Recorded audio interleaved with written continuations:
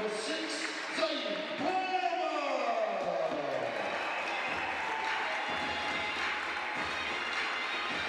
Number 8, Victor.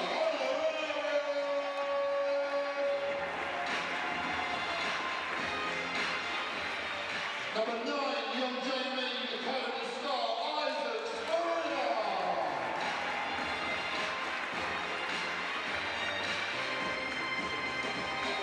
Number 10 is back after injury, Matt Owen.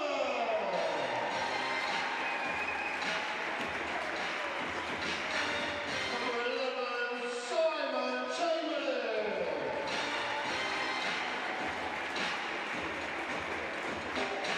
The big man, number 12, Fly High Ty Nassau.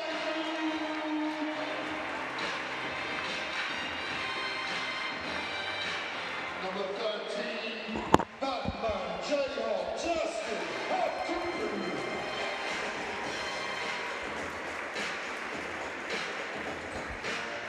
And the new boy was number 16, the Nippy Zach Jasper. Ladies and gentlemen, we got 3 minutes till tip. Let's go!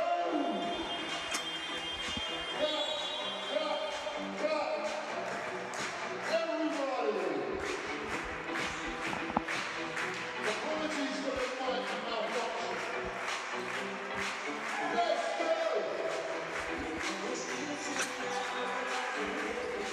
Hello everyone, welcome to Loddon Valley, where the Reading Rockets and the Milton Keynes Breakers go head-to-head in a dress rehearsal for next month's Kit King Trophy final at Surrey Sports Park in Guildford. However, it's all about league placement today for these two teams. Reading currently sitting in second, and Milton Keynes Breakers in their first season in Division 1 in 5th place.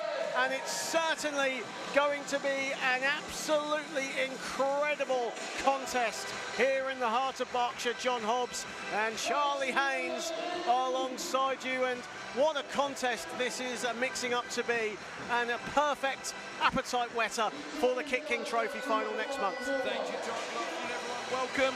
Yeah, John, absolutely. Speaking to the coaches before the game, this is certainly one that is really going to sort of set momentum rolling into that final. And of course, as you said, league positioning, so important. Closer you get to playoffs, closer and more important that it gets to try and win these ones, especially two teams with such amazing rosters. And we'll hopefully have a look at the two lineups for today's game, starting with the Milton Keynes Breakers. And of course, the big news out of Milton Keynes over the last 48 hours or so is that Jordan Spencer has re-signed for the club from the Newcastle Eagles, a player that obviously Reading Rockets fans will know very well. He got the National Cup final MVP last year when Milton Keynes defeated the Rockets. Absolutely, and Jordan Spencer, somebody that obviously had such a massive impact in finals last year, especially against Reading Rockets, a matchup nightmare for them. However, they've also got such talented guards in KJ Johnson, Blaine Freckleton, Nate Robinson, so that is a very, very stacked backcourt. Even though he's not on the team sheet, he is playing. He'll be wearing number 6 today, of course. Jordan Spencer, a late addition to the Milton Keynes Breakers lineup. If we flip over to the Reading Rockets, and you can say that Hemel Storm are the informed team because they're unbeaten so far this season, but as far as performances go, especially in 2025, Reading certainly hold the key to that. And again, Reading Rockets, just every time we see them, it just seems like their page is even cleaner and smoother every time they play. Players, of course, such as Mitch Clark, we see Zane Palmer with such efficient contributions across the stat columns, Olararian coming off the bench and scoring the ball, and of course, Justin Hopkins, what a standout he's been this season.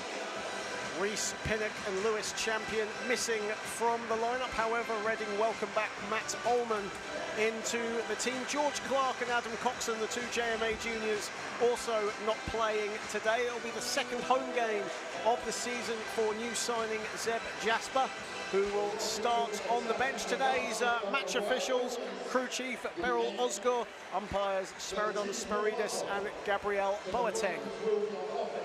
And the starting fives for the two teams: for the Milton Keynes Breakers, Adrian Scarborough, KJ Johnson, Nate Robinson, Kai Walker and Chris Tawiah.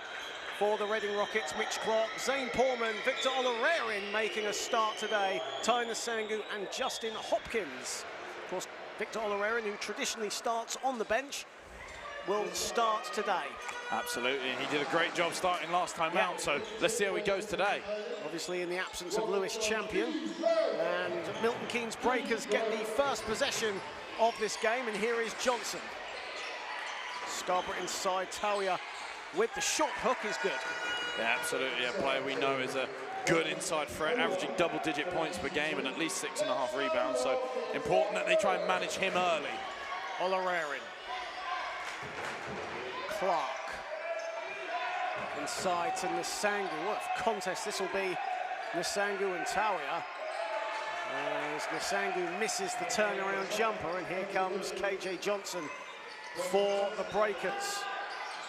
Scarborough battling his way inside. That's too easy, and that's been what Adrian Scarborough has done all season long. Absolutely, and nice to see the Breakers and Rockets both looking to go inside early.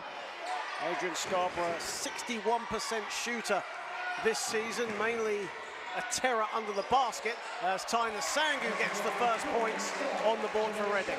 Yeah, both teams trying to make sure they're getting easy looks at the rim. Both teams that can really score the ball, so getting easy ones and getting momentum up early important. Scarborough. Robinson. Walker. Driving at Olarerin. Tawiah. Shot clock is winding down. Good pass inside, and Walker with the finish under great pressure. And a great finish from Walker. Lots of contact there. Coach Bello wanting a bit of a foul call on that one, and there was a lot of contact, so good job to finish the play. And Clark, unbeknownst to him, gets the layup to fall. I'm not sure how much he knew about that. Wizard of Oz working his spells early on that one. Lost control, regained it, still finished. Good way to get your first field goal of the afternoon, Mitch Clark. Here is Johnson. Again, he's had a fantastic season, first season for Milton Keynes. And he's back on the ball now, putting the moves on Clark. Driving to the hoop, loses the ball. It will be a Reading possession. Good help defense there from Tyner Sangu. Yeah, Tyner Sangu, obviously someone that is such a presence on the defense end and loves to live above the rim on both ends of the floor.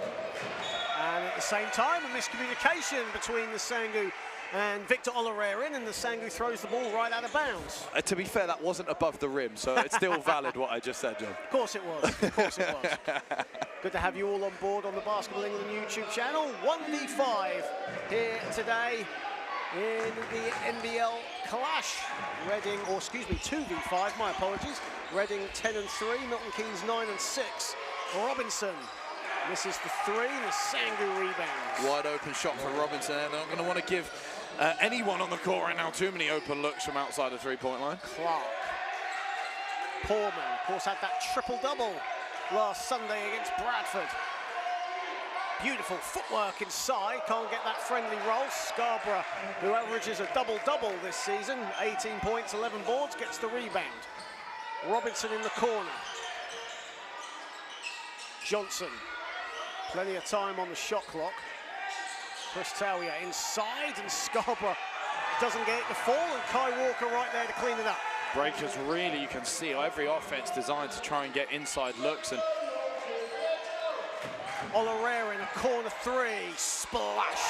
Shoot shot from Olarerin, that gets the fans going. Just saying, MK Breakers down the other end of the floor, knowing that Rockets are going to try and get in front of the post-ups and trying to look for any look over the top or make some triangle passes and get some looks inside. 13 points this season, he averages third in the team overall. Victor Olarerin, majority of that has been on the bench, but he starts today. He started last week as well against Bradford. Hopkins, good hands there from Scarborough, and KJ Johnson has the ball. Nate Robinson slashing, and Scarborough at the other end finishing. Yeah, Mitch Clark did a great job of being set on that one, so I thought it might have been an offensive foul, but even still, what a finish, eh, from the MK Breakers, managing to still get the layup to go. And a quick whistle has gone. I think they want a floor wipe. Yeah, Coach Nurazali just asking the question about if maybe Clark would have been set, would that have maybe been asked an offensive foul? But nonetheless, lots of contact there, so it really takes a lot of composure and control in the air to finish. And a good start from both teams. Reading 3 of 5 from the field, Milton Keynes 5 of 8. But the key component in that is that both teams are going inside. We've had 1 3-pointer, but both teams preferring to drive inside and test the defense out. And we know Rockets love to start with this little set that gets Hopkins a couple of looks in the short corner. They haven't actually gone to that yet, and yet they're still trying to make sure that they are getting looks inside. They've gone to Nasangu early. We saw Zane Portman post up. It was only that last possession we saw Hopkins have a look.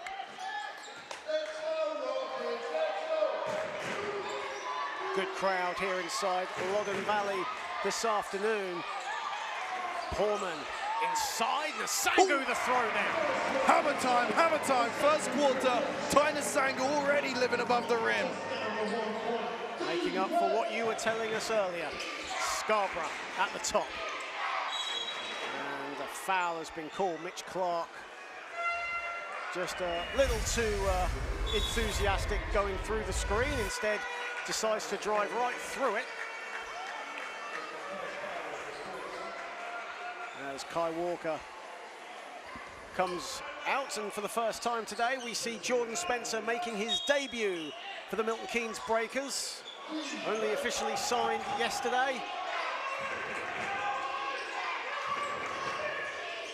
His signing was announced yesterday. Making his debut today, the National Cup Final MVP from last year, as KJ Johnson gets his first field goal. Absolutely, Nate Robertson, Jordan Spencer, KJ Johnson, a backcourt to be proud of there for the MK Breakers. Well, they retained a lot of that core that won the Division 2, or dominated Division 2 last season, culminating in that win over Solent Kestrels. 7 on the shot clock. Nasangu battles his way in. Good defense. It was a mixture of Scarborough and Tawia. And here is Spencer. Zips it to Johnson, a 3. And at the other end, Scarborough looked to get the rebound. He's batted away, and here comes Clark. 12-9 in favour of the visitors. 4:40 remaining in the first.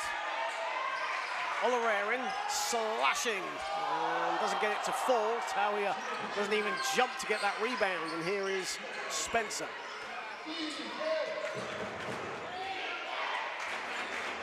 Spencer, who started the season with the Newcastle Eagles. Here is Scarborough, putting the moves on Portman. Scarborough, long hook, doesn't get it to fall. Banging around a bit, and Mitch Clark picks it up. Hopkins, putting the moves on Nate Robinson. And good defensive help from Scarborough, and away come the Breakers again. Johnson. And Johnson will slow it down. Johnson now takes advantage of the mismatch, probably one pass too many there, and here comes Portman. Inside, Nasangu batted away. Very scrappy sequence there from both sides over the last minute and a half. I would totally agree with you, John. Maybe some not perfect decisions, but actually what I'm seeing the teams try and do, what the offense is trying to achieve is quite nice. You can see Rockets are trying to still go to that short corner. Hopkins starting to get more involved. Meanwhile, Milton Keynes running their pick and roll. Some really nice screens, which I'd love to talk about in a moment. As Clark misses the baseline J. Robinson just about holds on Simon Chamberlain into the game for the first time and gets the ball back as Kai Williams into the game for the first time. It was a huge group substitution in that last possession. Chris Tawia will take a seat in favour of Kai Williams. Here is Zane Portman, Olarerin, dancing his way to the hoop. That's a really tough finish, John. When you haven't got a backboard to use, have to have really good touch around the rim. Really good job from Olarerin as Mitch Clark picks up his second personal foul. And for the first time, we'll see JMA youngster Isaac Spurrier. And Isaac Spurrier had a fantastic game last week against Bradford. Had 9 points, 3 rebounds, 4 of 5 from the field. Showed no fear on the floor. As Zeb Jasper also comes into the game, Justin Hopkins comes out. For sure, Spurrier's gone from a boy getting experience with the men's team to becoming a player that can actually make an impact. Leads the EABL in scoring this season, just over 22 points a contest, and an offensive foul has been called on Kai Williams, and Zeb Jasper at the heart of it. Yeah, important for Zeb Jasper. He's had his debut home game. He's now got to start showing that he's settling in and start making some contributions on the offensive end. We know he's someone that can be a pest on the defense, and he's done a good job on that first possession fighting that screen. What can he now bring to the offense? Well, he certainly had a very good homecoming or home warming party, didn't he, last week against Bradford? We'll talk about that more in a sec, as Olorarian has it. 10 on the shot clock. Tough shot from Olorarian, and it's short. Here is Johnson. Driving it, Spurrier on the spin. Freckleton. Spencer, and that ball goes right out of bounds, and it will be a Reading ball. And I don't know if Reading fans had a chance to look at their social media pages this week. There was actually a really nice segment on Zeb Jasper having a picnic with one of the fans. I don't know if you saw that. I did see a little bit. I actually saw a little bit of it live, and I was wondering what was going on.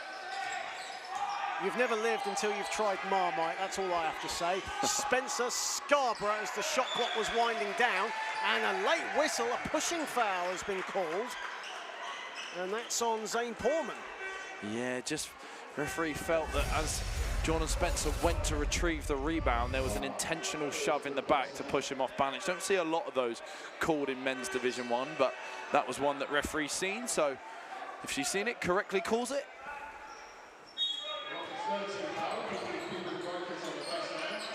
11-12, Breakers lead in a tightly contested game as we enter the 8-minute mark played in the first. Spencer putting the moves on Spurrier. And Spencer trains a three. Can I have this dance? He says to Isaac Spurrier. And not a lot more Spurrier could do on that one. I thought he did a really good job of putting a hand up, but the quality of Jordan Spencer shined through. Jasper. Here is Chamberlain. Olorarian to Jasper. Puts up a three, and he nails it from downtown. Whatever you can do, I can do better. Zeb Jasper making the impact we're asking for. Brain, Freckleton in all kinds of room, and Reading have a let-off there as he misses the corner pocket. Here is Porman. Breakers still up by one. Porman putting the moves on Spencer. Really physical matchup, Scarborough has it. And Johnson slows. Almost to a methodical pace. Spencer. Entering the final minute and 10 seconds, and Spencer is fouled by Porman. Clear contact with the face. And that's two really quick fouls, because Zane Porman, of course, got called for that push in the back.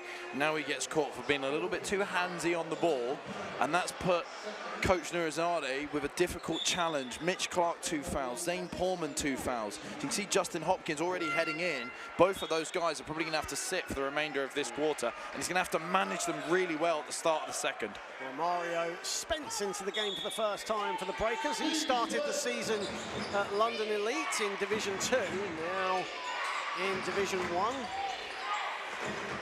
Here is Spencer. Looks for Johnson, who drives.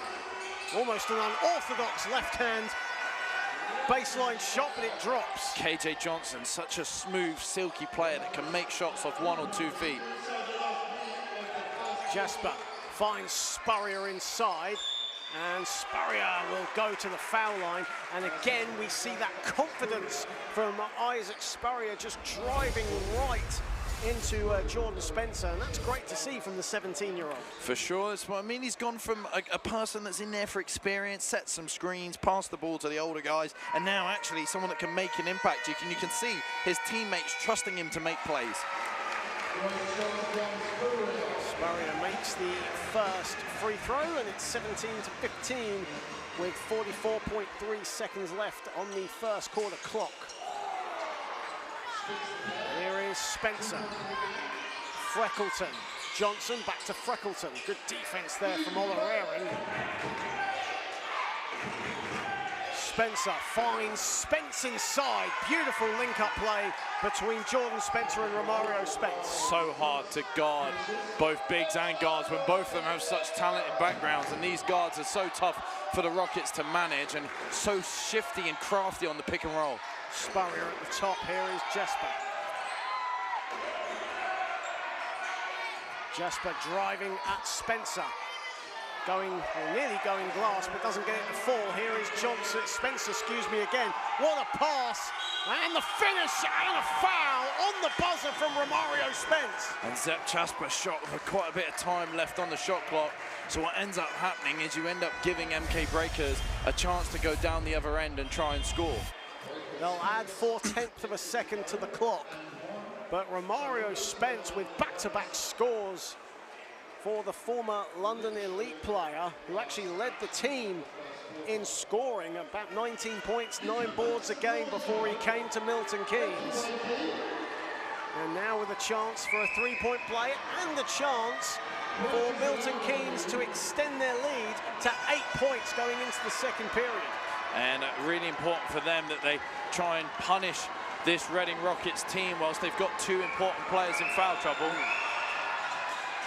Misses it in on the tip, nearly, from Kai Williams. That ends the first quarter. A very entertaining first quarter in the sense of it's been very free-flowing, very fast-paced.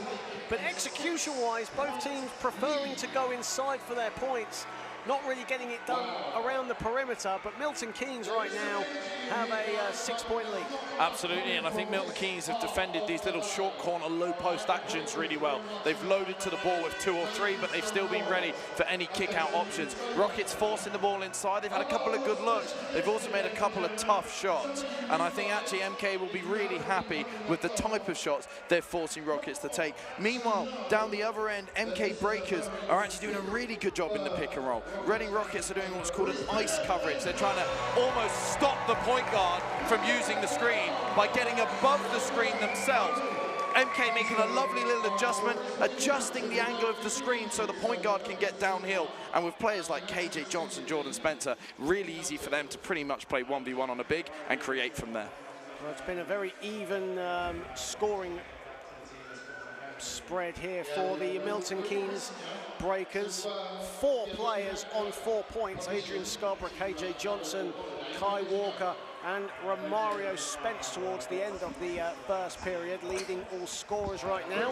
Victor Olorarian with 5 in a preview, a dress rehearsal for next month's Kick King Trophy final in Guildford. What an occasion that'll be on Saturday the 15th of March, 2 p.m. tip-off, as for the second time the Kick King Trophy final heads to Surrey Sports Park. And these 2 teams will battle it out. Reading, of course, already have some silverware this season, the National Cup, but no team has a perfect record in big-time games in finals. However, the Milton Keynes Breakers do own such a record. 4 games, 4 wins in finals. Absolutely, and they're a team that can really turn it on. We saw them dominate Division 2 not long ago, and they're doing so well in Division 1 this season. Olorarian to the hoop, and the foul has been called.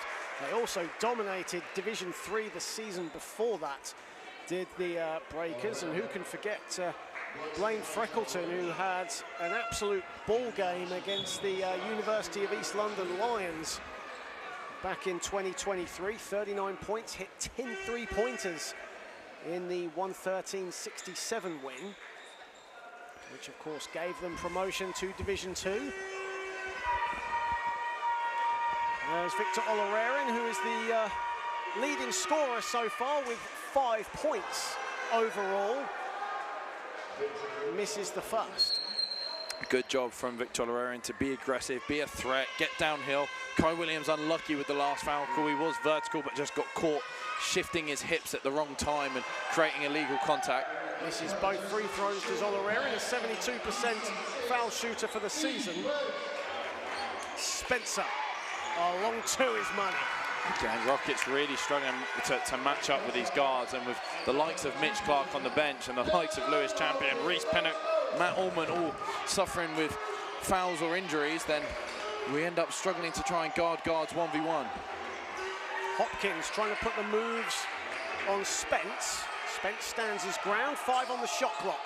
Chamberlain, got to put it up, puts up a long 3, and it's good.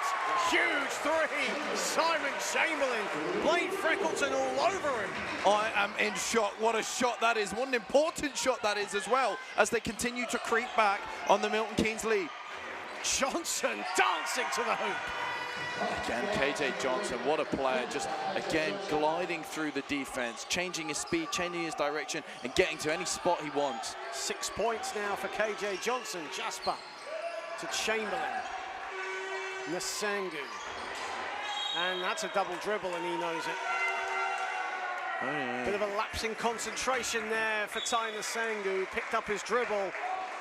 Yeah, after that screen, and then just double dribbled it again. Made a really good decision to put the ball above the head of the defender, because noticed he wouldn't be able to complete the handoff, and then just had a bit of a lapse, as you said, and bounced the ball a second time. Looks like now the Rockets were going to go into a 2-3 zone. Looks like they still are.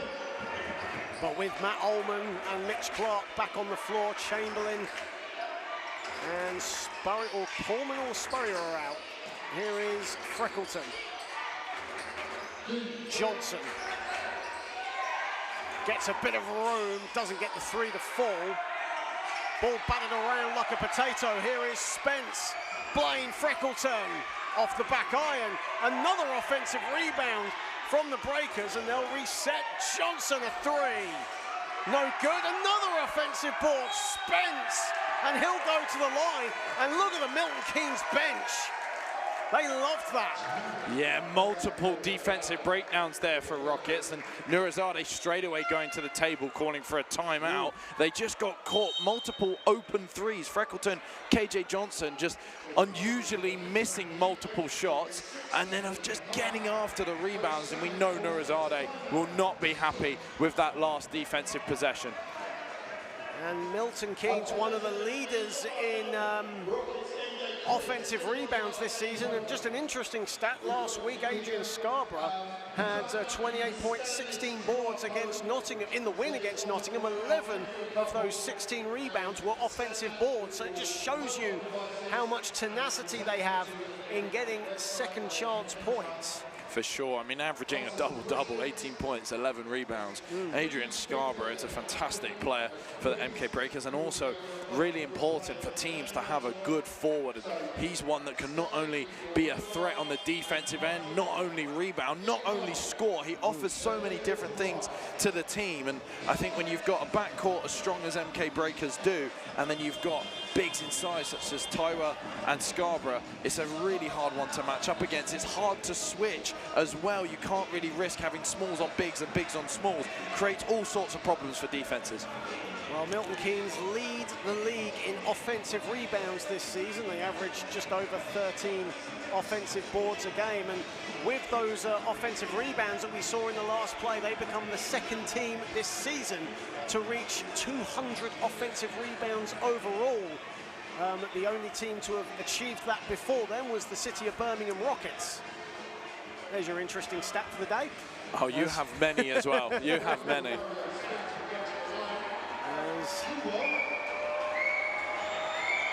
Mario Spence heads to the foul line and makes the first. I think it's interesting as well when we think about playoff position and things like that. It's not just about where you finish, but also who you're matched up against. MK Breakers a really difficult matchup for Rockets because they have such a good size advantage and so many talented guards. We know Rockets like to switch. That's not something you can really do against MK Breakers. And with those free throws, Milton Keynes now have a 10-point lead. Here is Clark. Still has his dribble there, does Mitch Clark. Still has it. Olarerin, 8 to shoot. Olarerin to the rack. No, it's a travel. Yeah, just pick the ball up a little bit early. You've got to really time your pickup. So we've got this new thing, the 0 step, where you've got to try and really make sure you time that pickup right so that your 1-2 doesn't start too early. We have so much creativity in today's game, don't we, where the Euro step is very popular and the extra step as well is just as popular. Spencer inside, and Tawiah nearly called for a travel himself. Ball batted around and a jump ball has been called. It'll stay though with the Breakers.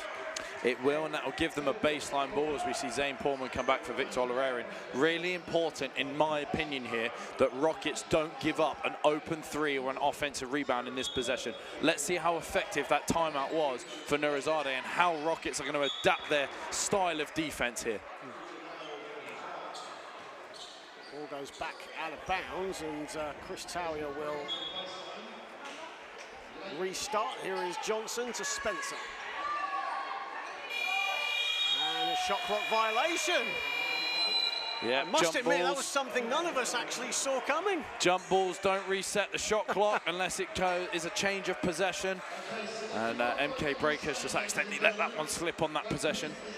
And that's why we have you here. I knew there was a reason. Here is Clark. Let off there for Reading. And now let's see if they can take advantage. Zane Portman on the ball. Ullman on the catch and shoot. And that's short. Big rebound, Nasangu. And Reading will reset. 7 to shoot. Clark, a three at the top. And Nasangu again an offensive board. And Clark again resets. Nasangu to the hoop and scores. Yeah, good patience from Mitch Clark. Couple of possessions in a row didn't lead to the desired outcome, but Ty Nasangu got after the rebound to give multiple opportunities. And another turnover this time from the Breakers. It's 3 on 2. Hopkins to the rack. Justin Hopkins rises up and flushes it. Timeout, Milton Keynes Breakers. And the Breakers, who had a double-digit lead, have seen it just trim slightly on the back of Hopkins, exploding to the cup. And with 6:32 remaining, Milton Keynes still hold a 6-point lead, and a good timeout from coach Billy Bedo Patel, who just wants to kill any momentum that Reading have and just calm his guys down. Absolutely. MK Breakers worked incredibly hard and managed to achieve a lead. So what you don't want to do is wait too long to call your timeout if that lead starts to gradually get chipped away at.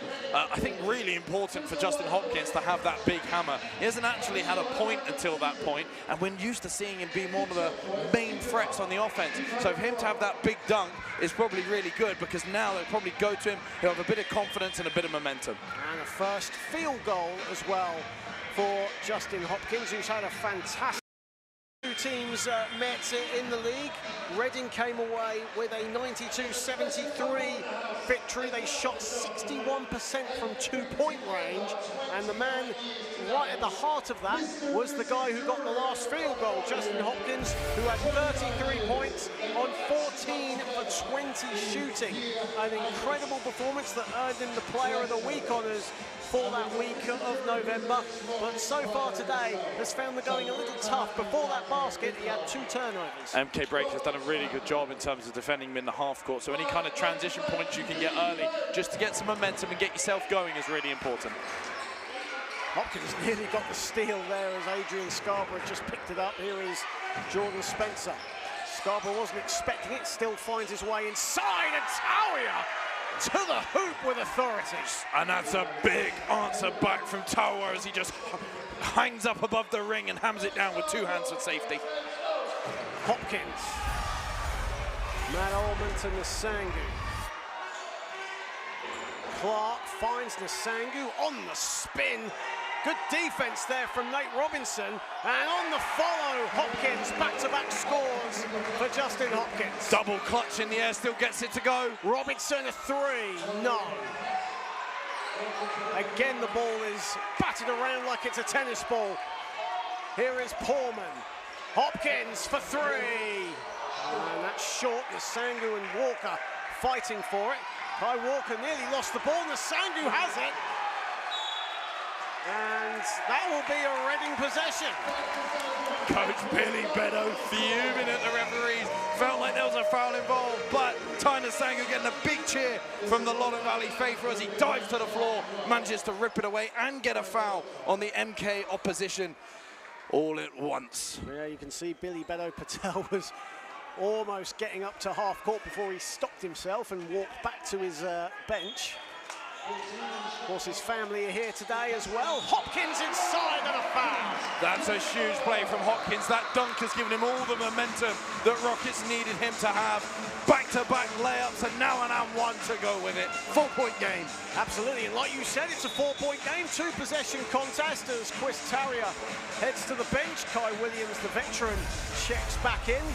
And Justin Hopkins will head to the foul line, a 75% foul shooter for the season.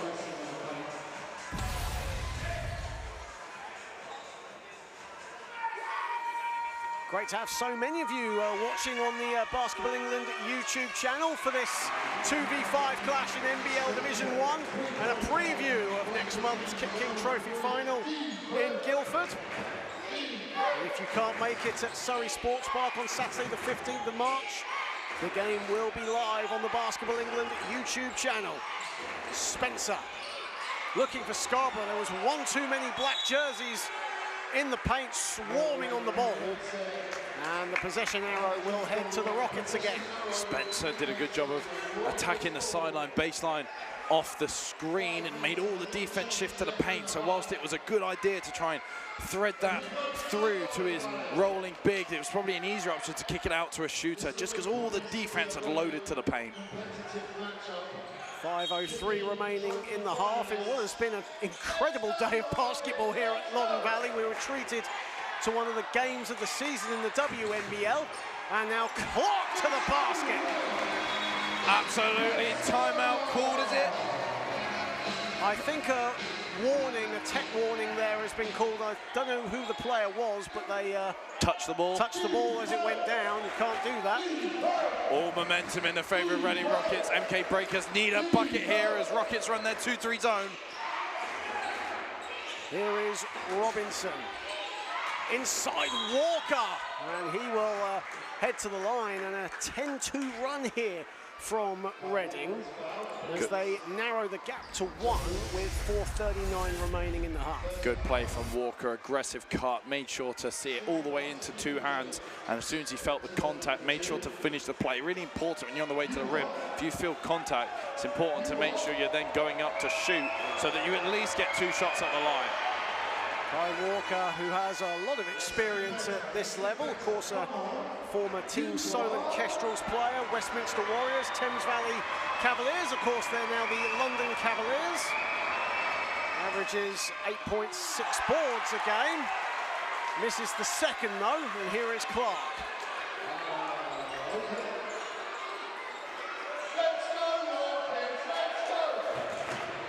Clark still has it.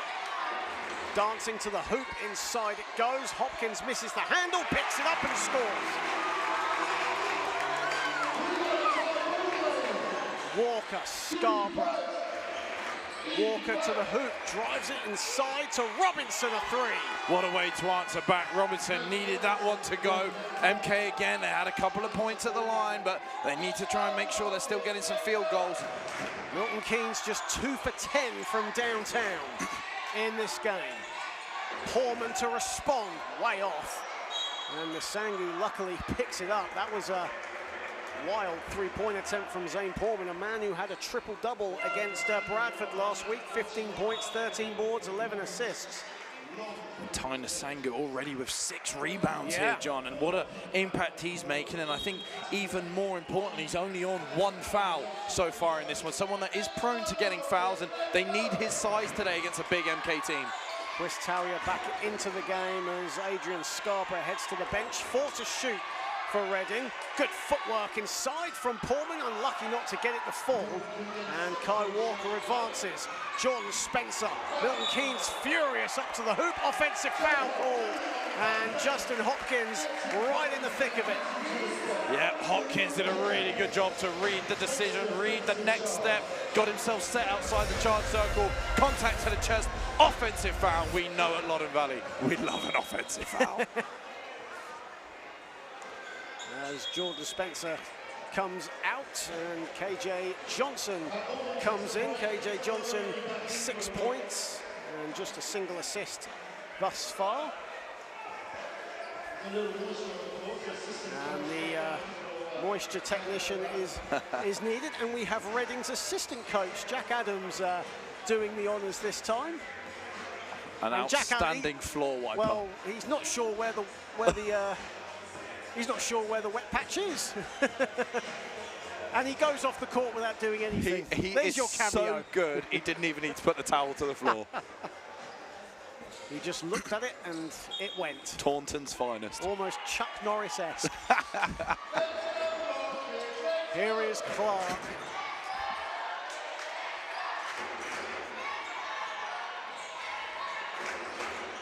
Clark to Olarerin, back to Clark.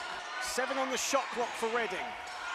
Wide open, Hopkins a 3, short, and it's rebounded by Talia. Rebound number 6 for Chris Talia to go with 5 points. Kai Williams almost was going to set himself for a 3. Walker will put up the 3, but that one's short, and it's rebounded by Olarerin. Yeah, big rebound by Olarerin. Rockets now have a chance to really get a good offense here, try and tie the game even. Olarerin finds himself running into a brick wall of Kai Williams and is called for the blocking foul.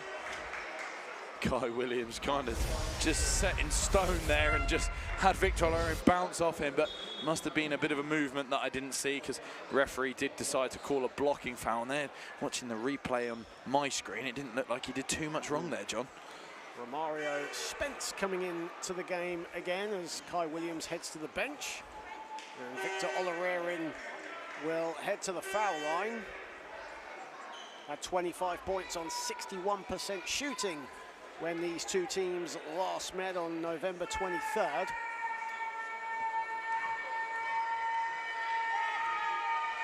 And there are Milton Keynes Breakers fans in attendance. They are a very well-supported team. And when these two teams met in the National Cup final, it was a sea of red because the Reading Rockets fans were clad in red and the Milton Keynes Breakers fans were also clad in red. And it made for a fantastic atmosphere. And the Breakers fans do travel very well. Absolutely, two clubs that I think have such great communities. Reading Rockets community program, Milton Keynes community program, great junior clubs as well. So fantastic, and good friends as well, the MK Breakers and Reading Rockets. Yeah, fantastic community club. The Milton Keynes Breakers, a fantastic WNBL Division 2 team as well, currently sitting top of their pool. Portman. Wide open, Olarerin. Defensive breakdown leads to a 2-point lead to Reading Rockets. Olarerin bounces to set himself and then swishes it from the corner. And that is Reading Rockets' first lead of the game. KJ Johnson to the hoop, short with his floater. I don't think even he realised how much room he had. And Clark, a chance to extend the lead a bit more. Clark to the rack, blocked by Romario Spence, and away come Milton Keynes. KJ Johnson blocked by Nasangu, and now Reading can break again. Olarerin a 3, splash! Loddon Valley on its feet. What a hammer off the backboard from Tyler Nasangu, and Olarerin drains it down the other end. Timeout, Billy Bedo Patel. What a sequence that was! I think I need a lie down job. Charlie Haynes getting very physical around here. But I don't blame you because that was a fantastic sequence. A block at one end from Romario Spence, a pin on the other end from Nasangu, and a 3 stringed by Olarerin. And the Rockets lead 38-33, 1:41 remaining in the half. We might need a new backboard on the left side of us right here, John. There's a dent in it from how hard Tyler Nasangu pinned it off the backboard, and Olarerin makes one from the corner, goes down the other end, opposite side of the court, doesn't matter, drains it from the right wing. And Reading, who only took the lead for the first time around 1 minute and 10 seconds ago, now have a 38-33 lead, and a good timeout called by Billy Bedo Patel just to calm his guys down because right now things are just not clicking for the Breakers, but for the Reading Rockets, everything is going their way. Well, I thought Rockets were obviously trying to go to their normal game plan on the defense end, the kind of things you'd expect them to try and do, icing ball screens, switching like-for-like matchups, fighting non-like-for-like matchups, and actually, I thought the MK Breakers did a really good job. You could see they'd done a great job on the scout, the coaching staff, as they were finding different reads and different solutions to the way they were being defended. But since Rockets have gone into this 2-3 zone, scoring has dried up a little bit, and they're not able to find the same kind of spaces that they were in the first quarter. Olarerin leading all scorers right now with 13 points. It's been a very even scoring spread for both teams. KJ Johnson, Romario Spence corner pocket three is off, and away comes Hopkins. Hopkins to the hoop, exploding and scoring. Momentum is the key for Rockets right now. Benefit of being in a loud home venue like Loddon Valley is you just start to kick on like they're doing at this point in the game. Freckleton. Zane Portman stands his ground. Spence still. And Olarerin will get the ball back for Reading. Almost lethargically fell to the floor, didn't he, when that went, but the referees in agreement that that was a Reading ball as Romario Spence, Kai Walker come out and Adrian Scarborough and Nate Robinson come in. So the Milton Keynes starting five to finish off, potentially finish off the first half. Yeah, just got to make sure not to pick up another foul for Clark or Hopkins in this last minute, because that would really sort of hurt them in that second half, having to manage one more foul than they already have. Pardon me, Kai Walker's actually on the bench, so the 4 of the 5 starting 5 on the floor right now for Milton Keynes. Clark, a long two. And there you go. It's just the team is just finding its groove. They're in momentum, shot after shot starting to sink. MK Breakers have a chance to go 2 for 1 here if they manage to clock well. Great end to the half for Reading. Freckleton, a three is no good. On the follow, though, was Adrian Scarborough. Scarborough just does what he does best, gets above the rim, puts it back in. Freckleton actually has 3 threes in a row he's had in this quarter, wide open from similar spots. And we know how good a player he is. We know he can hit them, but he's not been able to get them to drop so far in this one. We mentioned Blaine Freckleton hit 10 three-pointers in that 2023 Division 3 playoff final, but as the seasons have gone, he has found his three-point numbers dipping just a little bit, 33% from downtown this season. However, he has had to adjust to a slightly different role with the Breakers. Still gets a lot of court time, still contributes a lot to this team. But with Spencer back into the team, you have Scarborough and KJ Johnson. His role is just adjusting a little bit. Yeah, and I think that's also where you see the benefit. We talk about Victor Olarerin all the time, how he used to come off the bench, and now he's starting. I think MK Breakers and their awesome coaching staff, you can see they kind of are having to adapt each game as well. What they've got is they've got different kind of lineups they can put together. They could go with a bigger guard lineup. We saw earlier a lot of success with Scarborough and Taiwa, and then the likes of Spencer along with KJ Johnson. We saw those kind of lineups work really well, really hard to guard, with 3 very crafty and shifty guards and then 2 more physical brutes, dominant bigs. So I think MK Breakers have a lot of different pieces to play with and a talented coaching staff that can really sort of manage those wells and create different successes. And Romario Spence is going to come back in for the final 21.2 seconds. Adrian Scarborough, who has 6 points for the Breakers, will come out. As Reading will look to get the final possession of the half. 21 or 20 seconds now on the clock. Shot clock is off. Here is Clark.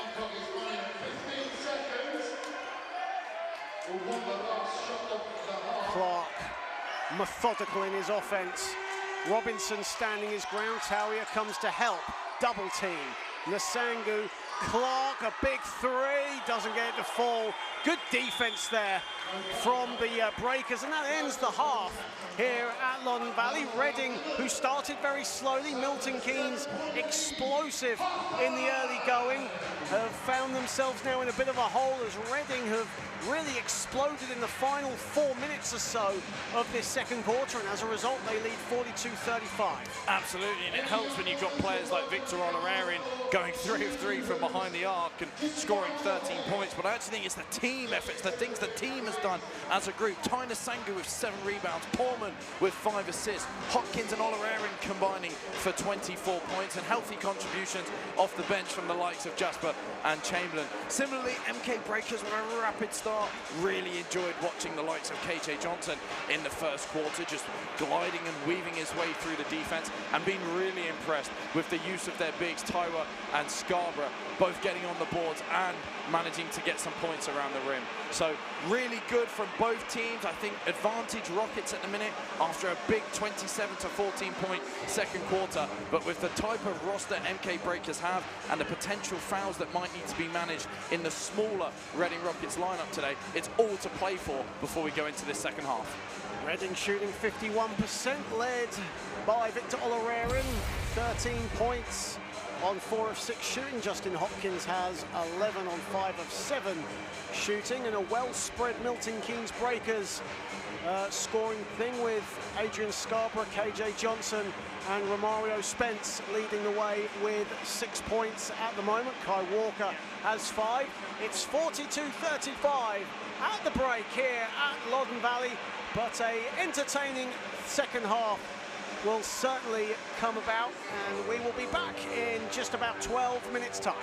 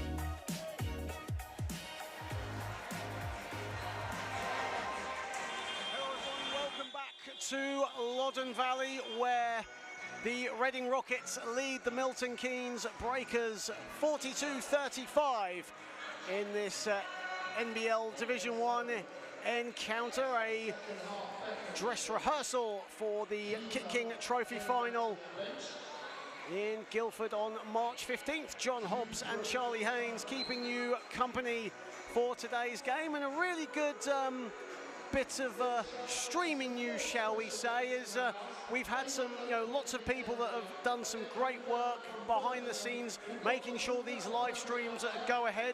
And we are proud to be joined by Ricardo, who is an under-14s Reading Rockets coach for the girls, who is helping us out with some camera work today. You're trying to find him, aren't you, Charlie? But yeah, great to have Ricardo here, as well as all the hard-working producers and camera people that do a great job in making sure all the Reading Rockets home games are live streamed, whether that be on the Rockets YouTube channel or the Basketball England YouTube channel. And we are proud to be streaming this game for you today. And next week, even though this is a Reading Rockets stream, next week the focus turns to a big potential 1v2 clash, Hemel Storm against the Reading Rockets, which will be an NBL Live contest on Saturday.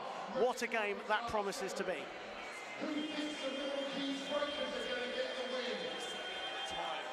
Any game can go any way in NBL Division 1, but when you do get a 1v2 clash, there is something extra exciting about it. Leading scorers going into the third period. Victor Olarerin has 13 to lead all scorers. Justin Hopkins has 11 to support him. And Justin Hopkins having a great game, as is Victor Olarerin, leading the way for the Milton Keynes Breakers. Romario Spencer, Adrian Scarborough and KJ Johnson, who all three have 6. And straight away, and a finish from Olarerin. Transition basketball. My name is Reading Rockets. Why not start the second half with an alley-oop? Lovely finish, lovely pass. 9-point lead now.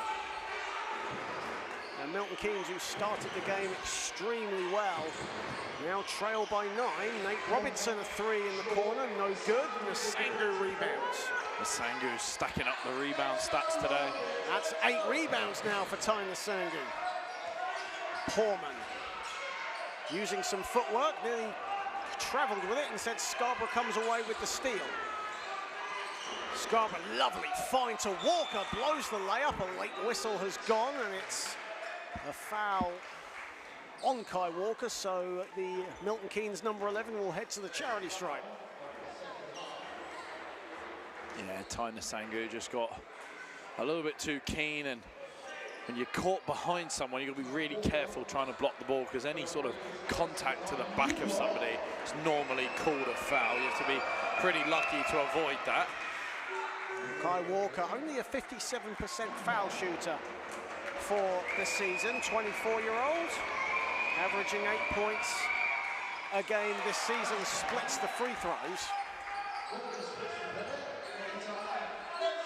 Here is Clark. Clark gets it back from Nasangu.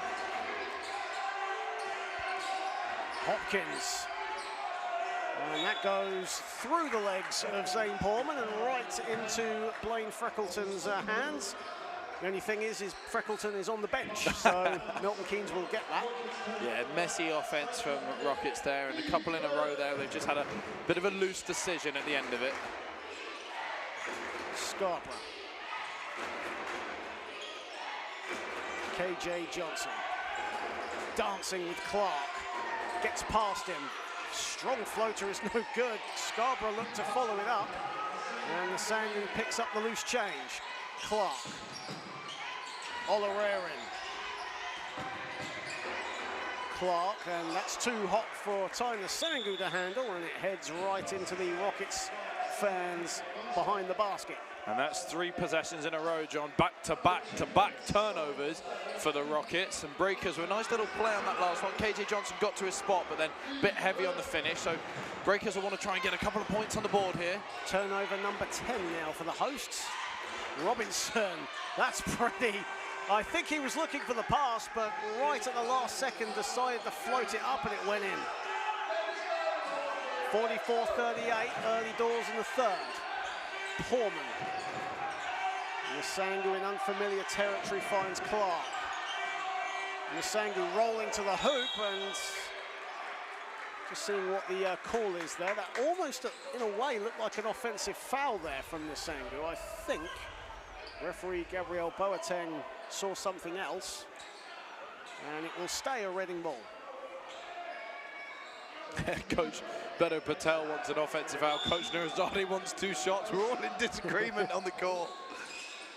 I'll leave it up to the officials. As Hopkins makes a mid-range jumper. Yeah, after taking a while to get going in the first quarter of this one, then he'll be happy to get a couple of points in early in the second half. Johnson. Robinson. Kai Walker a 3, corner pocket. Yeah, Mitch Clark did the best he could to close out there, but Kai Walker just strings it from the corner. 46-41, 5-point game. Clark, Nsangu was looking for Clark, but decided to keep the ball. Oloreri, Poorman, under the hoop, loses the ball, picks it back up, misses it. And Oloreri at the top. Clark a huge 3, that's short. Shot clock was winding down. Yeah, original shot didn't hit the rim, so shot clock only had 2 seconds left. Clark had to throw it up. Johnson, Kai Walker at the other end, decides not to shoot it that time. Johnson, little hesitation, and Tawiah doesn't get the hook to go, in frustration for Chris Tawiah. Yeah, nice touch, good look, just couldn't get it to drop. And I'd like to see Walker shoot that corner 3, he just made one. Oloreri. Clark, 8 to shoot. Shot clock winding down, Clark has to dance. Finds Nsangu, off the glass, gets it to go, no travelling violation.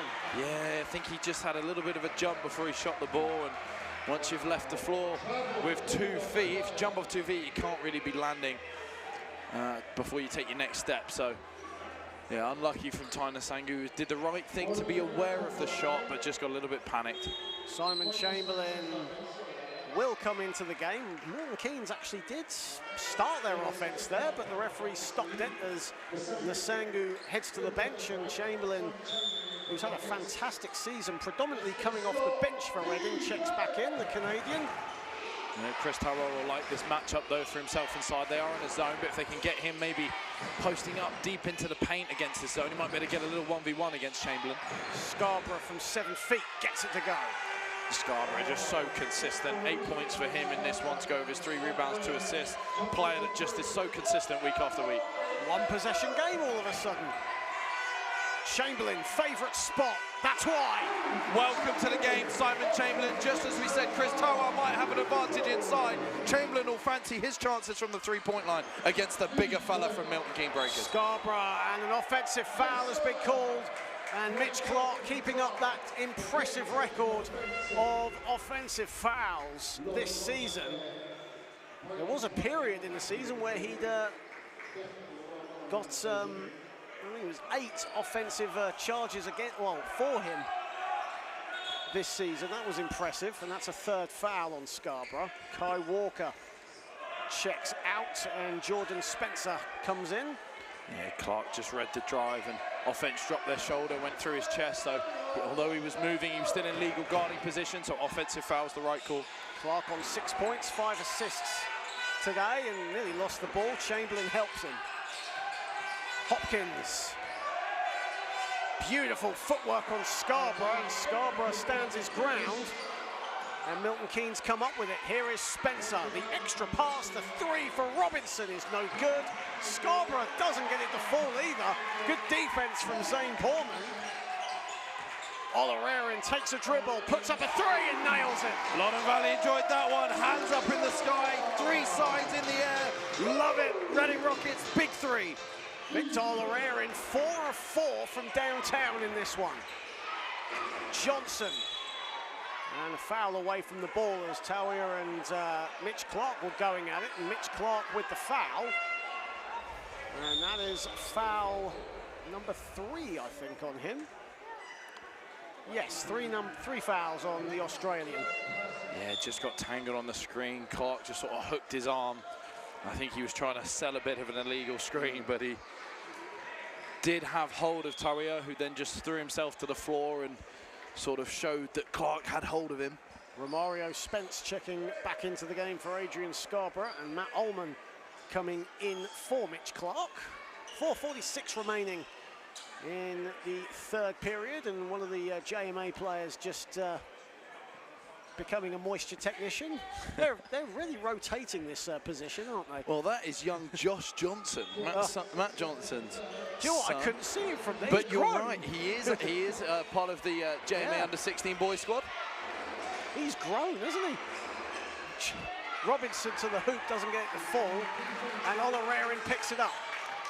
In transition, and the finish from Hopkins. Yeah, Hopkins, not someone you want getting downhill 1v1, so good in the air, gets it to go, and it's an 11-point advantage. Double digits away from home. Tough time out here for Beto Patel to come up with some solutions. And exactly, and we were saying that, you know, Milton Keynes had narrowed the gap to a one-possession game, and all of a sudden Reading have exploded into life and have gone from second gear straight to fourth. And a much-needed timeout from coach Beto Patel.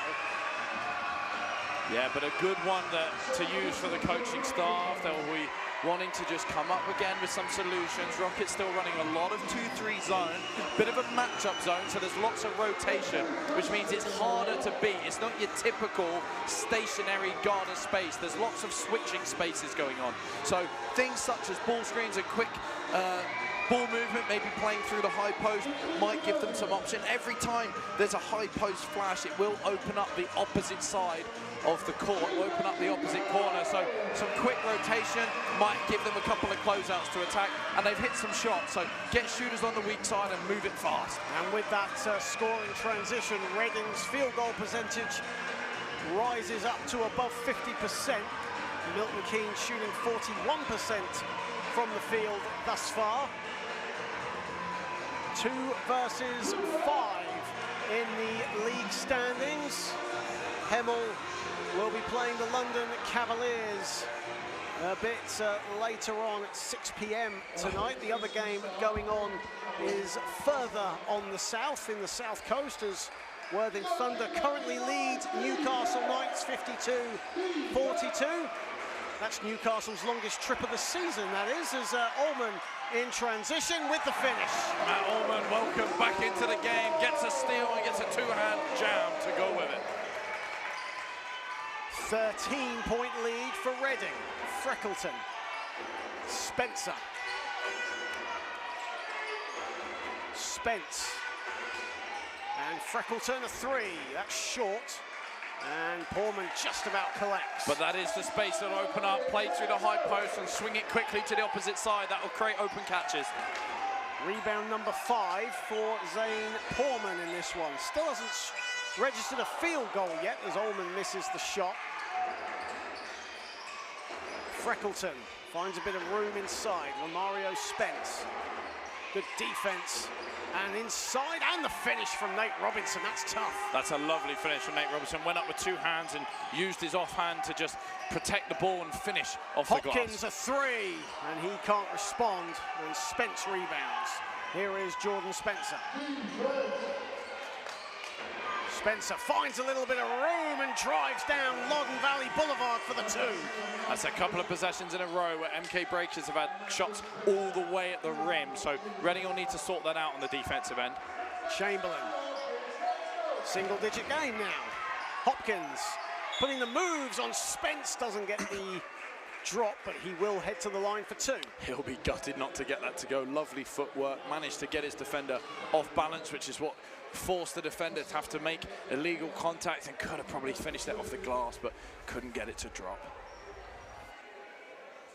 Justin Hopkins to the line for the Rockets. What a season he has had. First season in Reading, joined from the Newcastle Knights last season. Of course, an integral part of Mark Elderkin's setup in the Northeast. But not everything going Newcastle's way at the moment down on the South Coast. Their longest trip of the season, a 700-mile round trip And they are losing by double figures to the league's basement side, the Worthing Thunder, at the moment, as Justin Hopkins misses the first.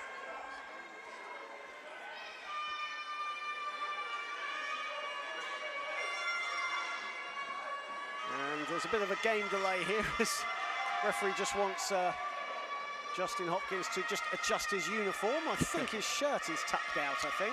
Yeah, and he needs to tie his shorts up by the looks of it as well. I've never liked that role of, you know, why can't players just happily just wear their vest out of their shirt? I don't get it. Oh, but then again, I'm not a player. I'm too old. And John, take your shirt in, please. Plenty of noise being made by the visiting Breakers fans. But Hopkins splits his free throws and he will check out straight away, and Tyner Sanghu checks back in. But right now, Charlie, Sami Nurazade is going to be pleased with what he's seeing from his Rockets team, especially after the subpar start. Very pleased. I mean, you've got to think, you're missing key players. Lewis Champion, Reece Pinnett. Matt Allman's only just come back from injury, so he's managing his minutes. And Spurrier we saw in the first half, so shorter rotation than normal. And Nate Robinson right on cue. Corner pocket three.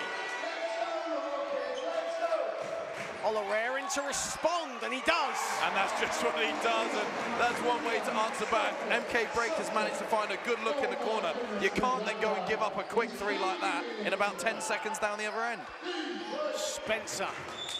And Spencer is fouled, and who can forget the National Cup final of last year, especially in the fourth quarter when Jordan Spencer and Mitch Clark were going toe-to-toe in Manchester from downtown. It was nearly a minute of just pure three-pointers being drained by those two, and we're seeing like glimpses of that from other players in this contest. But Rockets, who are trailing in that final, are leading by double figures, and here is Spencer on the ball, and he puts in a three right on cue. Did you tell him to do that, John? Because that went perfectly with what you just said. Had a triple-double in that playoff final win over Solent, did Spencer, what was going to be his last game for the Breakers, but now making his comeback here today. Ooh. And Tauia. I can understand what he was trying to do there, but the whistle had gone long before he did that, and quickly makes amends with Matt Allman, who took a right thud to the shoulder. Yeah, it's a smart play in terms of when you're going to fall out of bounds, you throw the ball off the body of the player nearest you. He really didn't mean to do that. You could see instantly. I don't think he even realized that Matt Allman was crouched down. So accidental play, immediately apologized, and Matt Allman is a wonderful person that doesn't hold grudges. So I'm sure all over. He'll go to the bench now anyway, will Matt Allman, who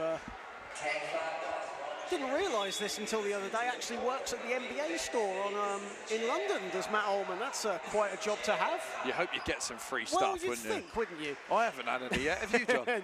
No, certainly not. And Chris Tauia, of course, a former London Lions player, played in the FIBA Europe Cup for the Lions, averaged around 6 points there as Chamberlain in and out with his three, and Tauia, that came off him last, so Reading will keep it.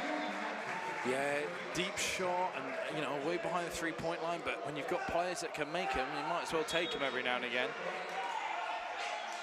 1:55 remaining in the third period.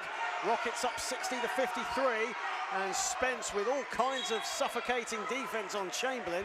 Whistle has gone. Coach Bedo Patel wants a travel, but referee Barrow Osgore not happy, well, not satisfied that was a travel anyway, and Reading will head to the line. Milton Keynes now in the penalty. So Zane Porman will head to the charity stripe. 81% for the season is the Rockets' number 6. Zane Porman, a player I think you can only describe as playing with a lot of confidence in him, and he's not actually registered a point in this game yet, but he has got 5 rebounds and 9 assists, and now he's got his first point to go as well. And he's a kind of player, he's got a block, he's got a steal, he does so much more than just score. He's a great example to many players of as much as scoring is important, which he can do, there are so many other ways to impact a basketball game. Massive fan favourite here in Reading is Zane Porman, as he split his free throws, and a quick foul has been called on Chamberlain, and that'll be his second foul. as Romario Spence will leave it for Blaine Freckleton. I want to quickly talk about this battle of the bigs. Chris Tarboro and Ty Nasangu. Ty Nasangu with 6 points and 11 boards, and Chris Tarboro with 4 points and 9 rebounds. Two guys that are really making an impact and doing a great job being big, if you like, in this game. Zeb Jasper into the game for the Rockets, and straight away on the assignment of Jordan Spencer. 9 to shoot for Milton Keynes. Spencer finds Talia. The extra pass, Robinson 3, no, and it's rebounded by Nasangu, and I think an over-the-back foul has been called on Ty Nasangu. I think it's on or has Jasper, it? No, it's on yeah. Jasper, excuse me, yes. Pushing. One referee called an over-the-back foul, and another one called the push, so Zeb Jasper with his first foul of the day, and Jordan Spencer will head to the foul line. And Jordan Spencer on his return to the Breakers here today with 11 points, 4 of 4 shooting, 3 assists. You have to say, quietly getting those points, hasn't he? Speaking to assistant coach Mitch Timmins yesterday at the Super Region camp, talking about how excited they are to have Jordan Spencer back. Obviously such an exciting player, so talented, and someone that is, like we said, a fan favourite for the MK Breakers. Yeah. And was a big fan favourite with the Newcastle Eagles as well. Olarerin to the rack. Oh, fought his way through all sorts of contact and tells the MK Breakers away fans that their team is too small. Spencer driving at Olarerin, turn around, no, gets it up to Scarborough, and Talia the finish. I'm loving this. Victor Olarerin and the MK Breaker away fans having a bit of a conversation down there at the moment. Clark. Jasper. Final 30 seconds of the third period. Olarerin. Freckleton suffocating defense. He gets round him, doesn't put in the 3, and Talia and Nasangu almost locking horns there. Ball goes out of bounds, and it will be a Milton Keynes possession.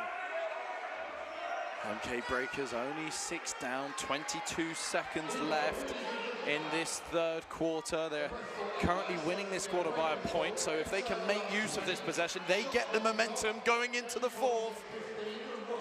Shot clock is off, and Spencer methodical in bringing it up against Clark.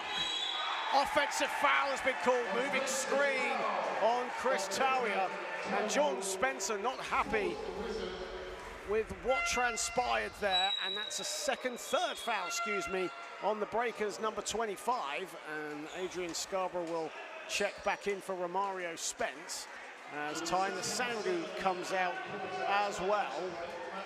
7 seconds, Rockets have to make use of it. They've got to play fast, get ready to see him go downhill here, Mitch Clark. Clark, final seconds of the third.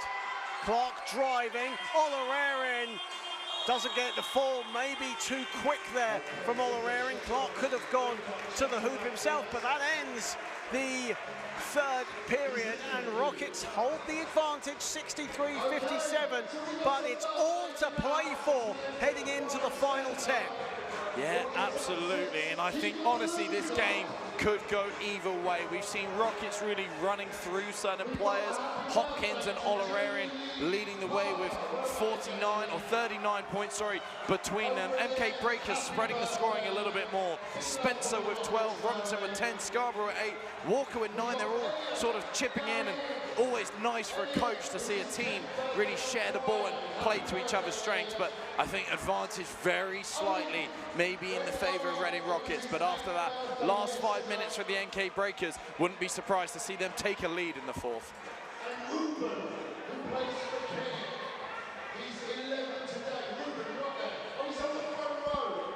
23 points for Victor Olarerin, 10 of them coming in the third period.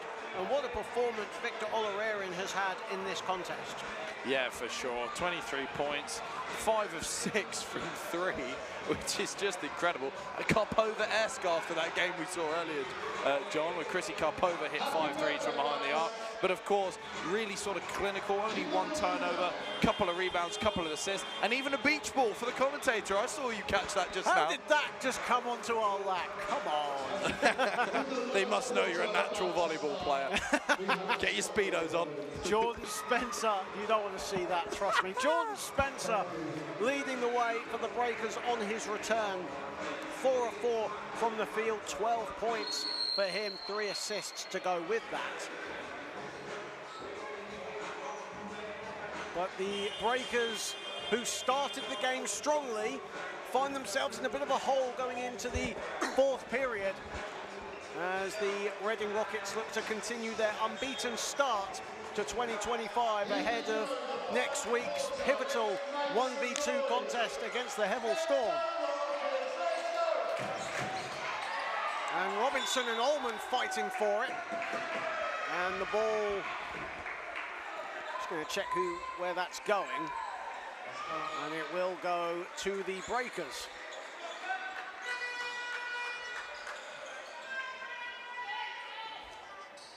And in case you were wondering why there was a change in tone of my voice just a second ago, yes, I was eating a chocolate. Hand delivered as well. Hand delivered as well, yeah, had to have it then and there. So apologies for that. First bit of food I've had all day. Scarborough inside, foul has been called, excuse me, a violation has been called before that, and Spencer stepped out of bounds. First point to this one, I think, important. First team to maybe go on a little 5-0, 6-0 run.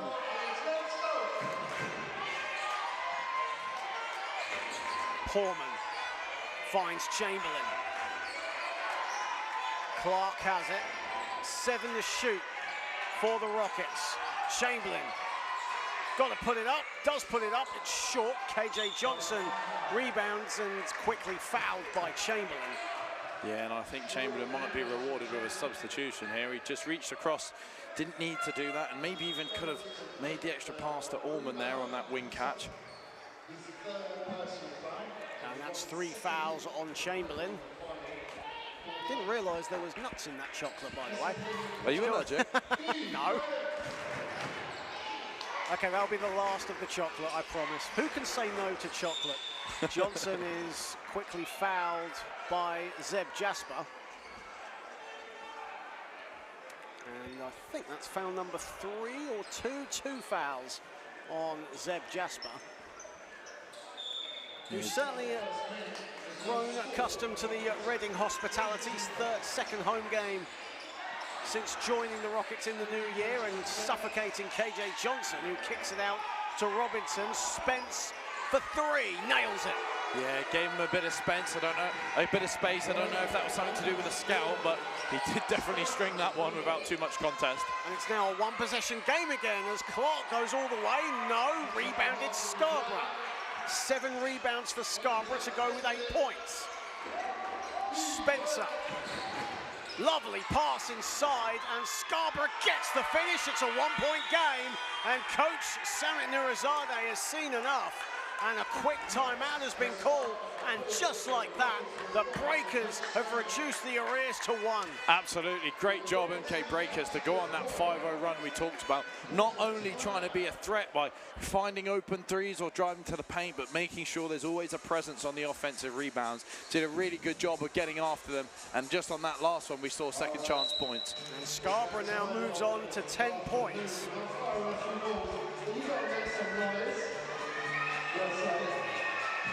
A fantastic crowd here today at Loddon Valley, Sunday afternoon hoops, as we have 3 games on tap across the country in the NBL Division 1. In fact, it's not really far between the 3 venues that are hosting today: Reading, Worthing and Hemel. Only around 70 miles between Worthing and Reading, and not too far up the M25 to Hemel. Of course, Hemel and London Cavaliers set to tip off at 6 p.m, so in half an hour's time. And that game will be streamed live on the Hemel Storm YouTube channel.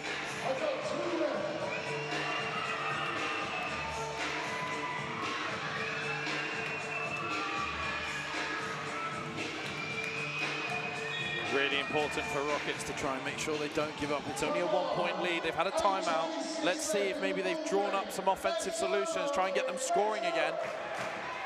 Hopkins finds Portman to the rack, no. And a foul has been called. Spencer judged to have get more of the player than he did the ball. Good foul from Spencer. If you're going to foul, make sure not to let the player score. And that's 3 fouls on the returning Jordan Spencer.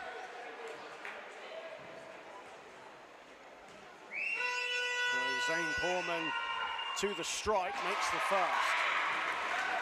Again, Portman not registered a field goal, but he's got a couple from the line now. He's got a chance to get to 3, but just done so much more away from scoring. Last week's NBL Division I Player of the Week, Zane Portman, that triple-double, putting the Dragons to the sword.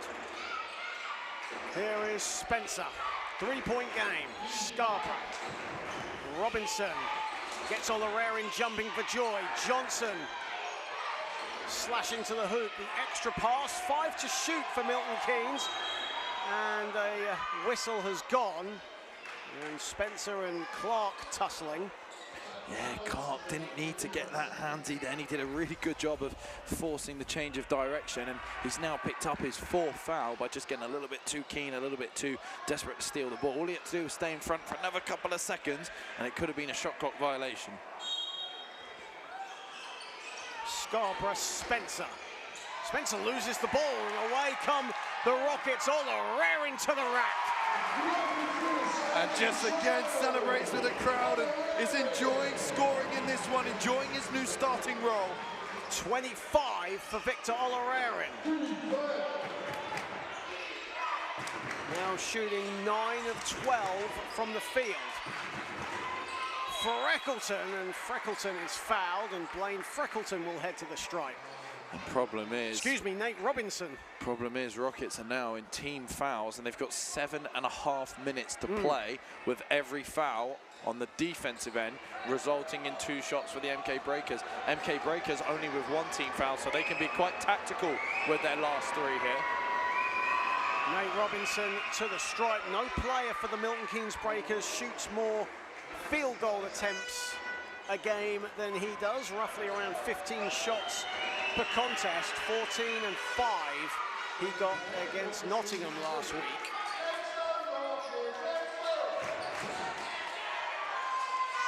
Here is Hopkins. Finds Olarerin. Olarerin just about finds Nasangu the throwdown. What a pass from Portman that was. Catches it and without even looking, finds his big man who we know can hammer them down. Spencer, KJ Johnson, a wide open 3, and KJ Johnson will go to the line.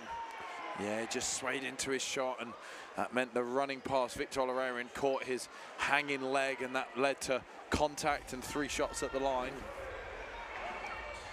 83% from the stripe.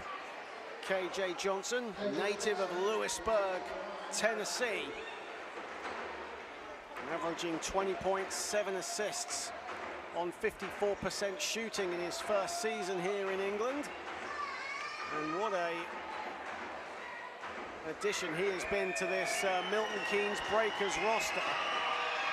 A team that's always in its short life recruited incredibly well, predominantly featuring players from Milton Keynes. There's a few from Northampton as well. KJ Johnson, one of the 2 Americans alongside Adrian Scarborough, and what a duo they have formed this season. Absolutely, I've absolutely loved watching KJ Johnson play today. I think, okay, maybe he's looking light on the stat sheet, but I think he's actually done so much more than the stats will tell you. He's created, facilitated, got to his spots, and he's creating looks for his team by forcing defense to have to come and help. 1 possession game here in the 4th period. Early doors though thus far. Olarerin along the perimeter. KJ Johnson, bit too handsy with Olarerin. Billy Bedo Patel and the entire Milton Keynes bench not happy with the call.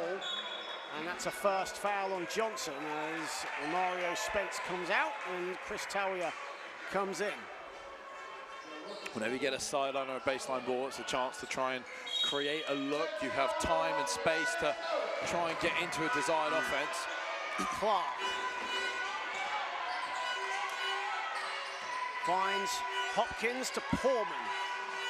Poorman, and the pass will go out of bounds. It will be an MK ball. Yeah, I think it was touched by the defender, and I think it just came off a fingertip and Nasangu on the way out. So Breakers with a chance to tie the game here. They could tie the game. Talia has to go back, and Milton Keynes will reset. Spencer. Robinson finds KJ Johnson, a three, puts it in, and the Breakers retake the lead. What a huge shot from KJ Johnson that is. Gets himself up to 9 points, but just drills the three ball. More importantly, as you said, 1 point lead. And Poorman responds at the other end. Oh, and that's got the Loddon Valley fans enjoying themselves as they give out a nice big cheer. Spencer. Pass finds no one but Olarerin. And Nasangu all alone. Hammer time! Up with two hands, down with two hands. 3 point lead back in favor of Rockets. Johnson. Robinson doesn't tie it, and Scarborough and Olarerin fighting for the board, and Mitch Clark has it. Chance for Reading to extend their lead to 5 or even 6.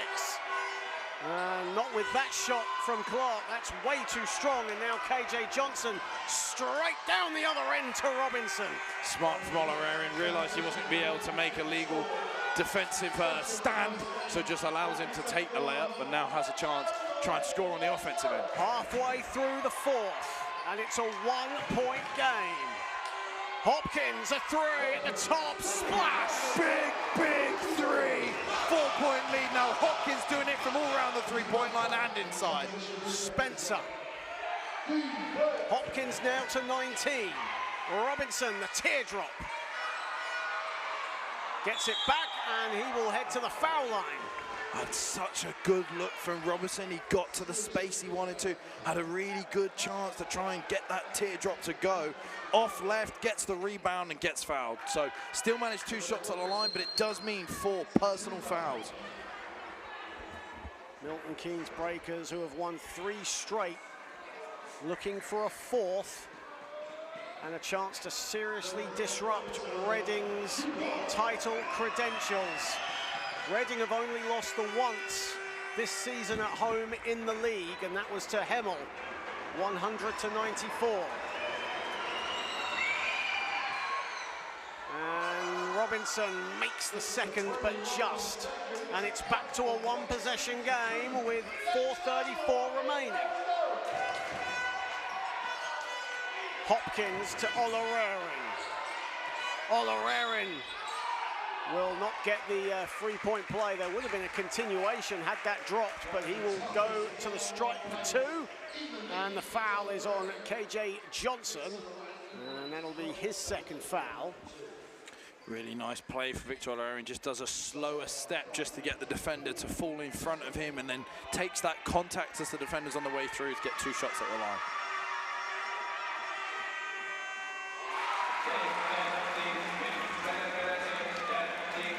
Well, it's a close game here with 4:26 remaining. It's also close now on the South Coast, where Newcastle have taken a 73-72 lead over Worthing Thunder. What an incredible Sunday of hoops we've had in the National League. 2 amazing games at the Valley, and good games all around the league for sure. Hemel and London have got a tough act to follow when they tip it off in about 20 minutes' time. Robinson. Scarborough to Johnson. Johnson drives at Poorman. Scarborough can't hang on, and away come the Rockets. And that's a hard foul from Robinson, but necessary in transition. Yeah, and actually it was a smart foul to make because it was a 4v1. Yeah. And Hopkins had lots of support in Nasangu and Olarerin, Pullman flying behind him. So actually, once he got into that first step, fouling him and forcing him to have to make sure he did try and take a tough shot was the best outcome. And as a result, Hopkins will head to the stripe. And he'll make the first. Hopkins now moves on to 20. Yeah, for sure. And we said slow start for him, but you know once he gets it going, he gets it going. 20 points for him. Chips in nicely with Tyner Sangu as well, also in double digits. Leads the team in scoring around 18 points a game and 21 points last week against Bradford. 5-point game. Spencer puts up a 3. That's his first miss of the game.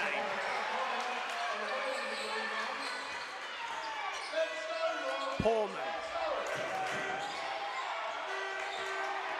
at the elbow.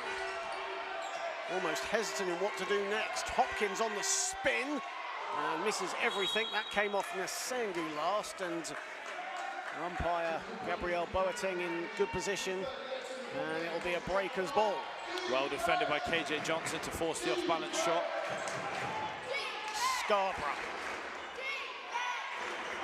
Chance of defense ringing around Loddon Valley. Scarborough inside, and he'll get it to go. Such a tough finish. Almost spins in mid-air to try and get a look at the rim. What a finish. 12 now for Scarborough to go with 8 rebounds. Poorman, 3-point game. Olorering. Nasangu finds Poorman. Robinson recovers. And maybe one pass too many. It will stay with the Rockets. 3.7 on the shot clock.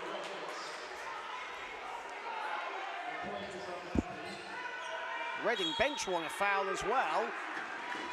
And it's been reversed. It'll be Milton Keynes' ball instead. 2:53 remaining, and now Milton Keynes with a chance to narrow it to 1 or even tie the game.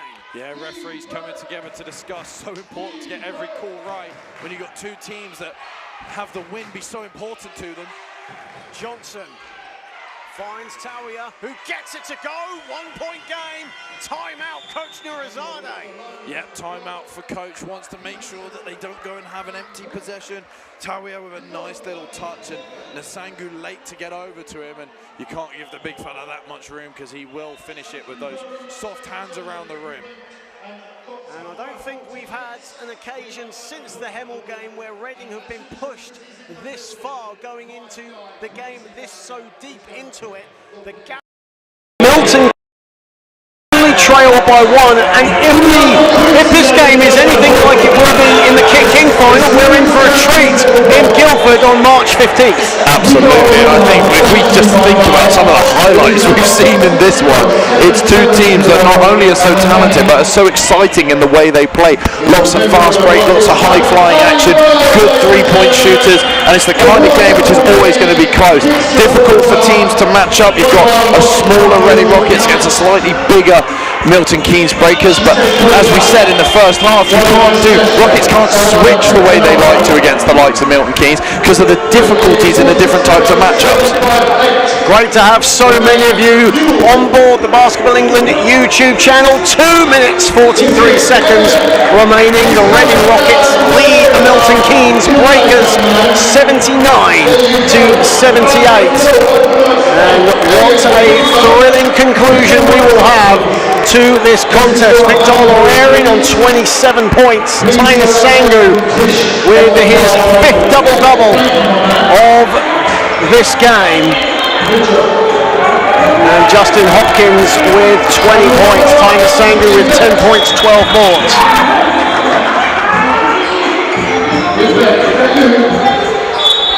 Thank you for your support. Please get your prize on the table. Let's go, Hopkins! Let's go! Here is Hopkins to Clark.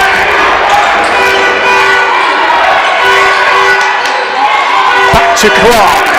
8 to shoot.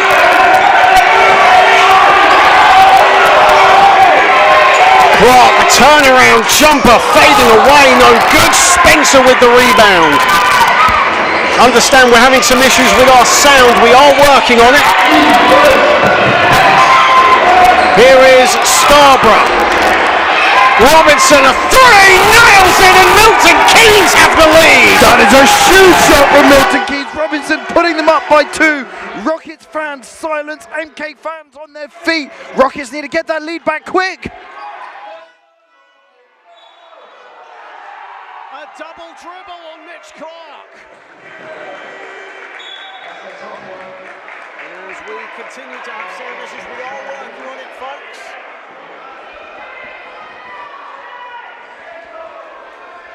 Hopefully you can hear us in a second. And apparently we are now back. So hopefully, just let us know if you can hear us. 150 remaining, Milton Keynes up by 2. A second basket here for the MK Breakers, making it a 2-possession game would do them the world of good. And one team this will favour will certainly be the Hemel Storm. Johnson inside, no. Tawiah, no. Scarborough, yes. That is huge for MK Breakers. Rockets now need scores and stops to get the lead back. What a run from the MK Breakers. They deserve that. Fantastic job. Olorarian offensive foul has been called. And look at the Breakers bench on their feet as one. Yeah, Taina Sangu gets caught for just moving on the off-ball screen. It's the kind of thing we see every game off the ball. Every team does the same thing. It's not something you get called for often, but referees must have felt there was a little bit too much movement on that one. You've got to say that Milton Keynes, if they score here, even if it's a 2, Spencer inside puts it in!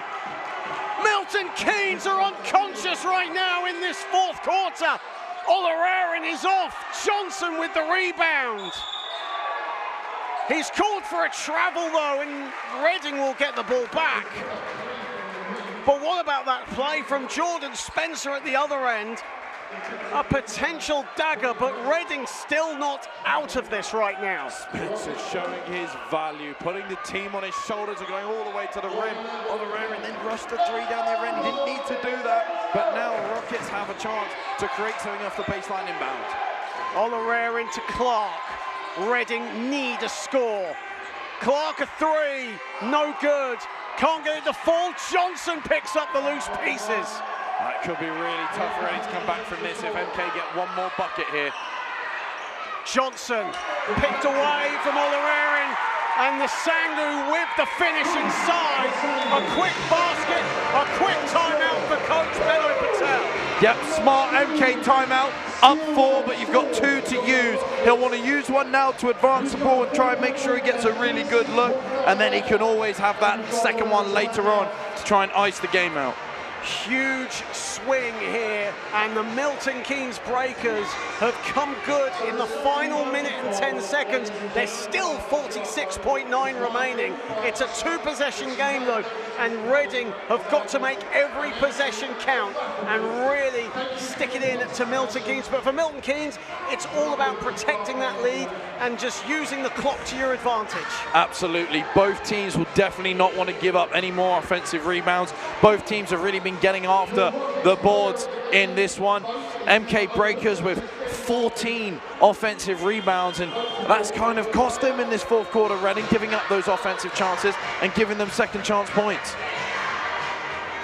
A big 46.9 seconds for the Reading Rockets, and I'll tell you what, if this result stays as it is, then Hemel's game against London Cavaliers will be a massive game, and that could potentially set up, you know, a game between Hemel and Reading next week. If Hemel win that, then Hemel have almost got the league title, bar a miracle, in the bag.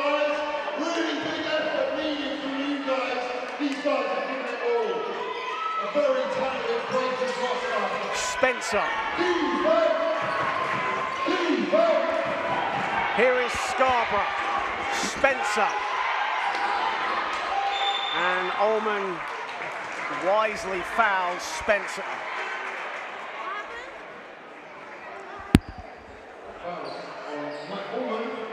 Rockets are in the penalty. And Jordan Spencer with a chance now to potentially ice the game here. And Milton Keynes to become the second team in NBL 1 to dethrone the Rockets on home floor. Makes the first. Absolutely, not many teams have been able to come here and make as big an impact as the MK Breakers have, but what a job they've done at the end of this fourth quarter to try and get themselves in a position to win the game. Spencer ices the game potentially now. It's a 6-point game. Of course, 36 seconds is a lot of time, but Rockets with a mountain to climb, it has to be said. Absolutely. What you'll be expecting here from Nurizadeh is he'll be wanting to try and find a way to score a three and then probably try and get the ball back in their hand to try and get a second opportunity at a three ball. This game's not done. We've seen Rockets and other teams in the league come back from these kind of situations before. If you can get a good look, a quick look here, you can either get a stop down the other end or a steal, and you still have a chance to try and game this one out.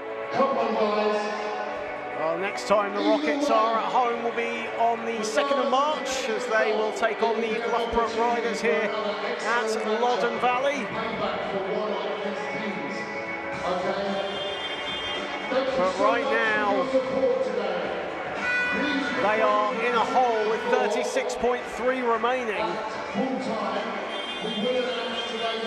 A 30-18 fourth period for the Milton Keynes Breakers.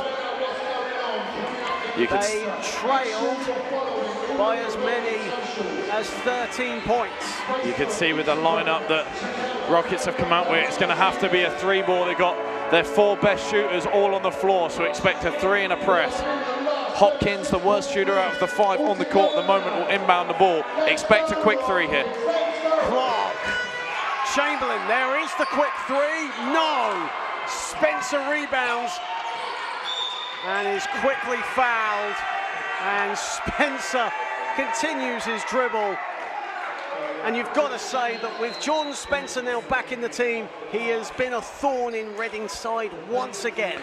He is a fantastic person to be able to sign at this point in the season. MK Breakers would have been delighted to find out that he would like to return to them and provide his services on the court. What a player he is, and you can see the way he closes out games. He's so calm and composed, and he's really helped them with this one to bring them to a point where they've now got it pretty much in the bag. This is the second. I mean, if you look at head-to-heads, Reading will still own the head-to-head over the two teams if it does come to that.